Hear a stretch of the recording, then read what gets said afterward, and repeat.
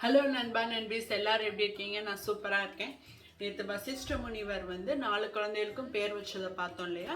அந்த 4 குழந்தைகளுமே நல்லா வளர்ந்துட்டு வராங்க. 5 வயசுக்கு மேலே ஆனதும் வசிஷ்ட முனிவர்கிட்ட எல்லா கலைகளையும் கற்றுட்டு இருக்காங்க. ஒரு நாள் வந்து விஸ்வாமித்திர முனிவர் வந்து தசரதர் அரசவைக்கு வராங்க. வந்து நான் இந்த மாதிரி உலகத்தை காக்கிறதுக்காண்டி ஒரு யாகம் பண்ணிட்டு இருக்கேன். அது வந்து அரக்கர்கள்லாம் தடை செய்கிறாங்க. அதை பாதுகாக்கிறதுக்கு எனக்கு ஒரு ஆள் வேணும் அப்படின்னு சொல்லி கேட்குறாங்க. தசரதர் சொல்கிறாரு, நானே வந்து பாதுகாக்கிறேன் அப்படின்னு சொல்கிறாரு. உன்னை விட சிறந்தவன் வந்து ஒருத்தவங்க இருக்காங்க, அவங்க தான் எனக்கு வேணும் அப்படின்னு சொல்லி இவர் கேட்குறாரு. என்னை விட சிறந்தவர் வந்து அயோத்தியில் யார் இருக்காங்கன்னு சொல்லி யோசிக்கிறாரு. உன்னை விட கோடி மடங்கு சிறந்தவர் வந்து அயோத்தியில் இருக்காங்க, அவங்க தான் எனக்கு வேணும்னு சொல்லி விஸ்வாமித்திர முனிவர் சொல்கிறாரு. அப்போ நீங்கள் வசிஷ்ட முனிவரை கூட்டிகிட்டு போங்கன்னு சொல்லி சொல்கிறாரு.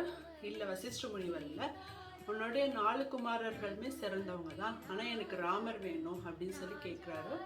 ராமர் வந்து சின்ன பையன், அவனை எப்படி அனுப்புறதுன்னு சொல்லி அவர் கஷ்டப்படுறாரு.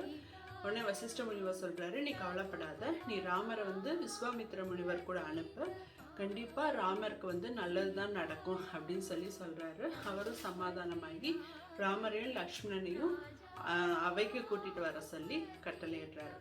தேங்க்ஸ் ஃபார் வாட்சிங்.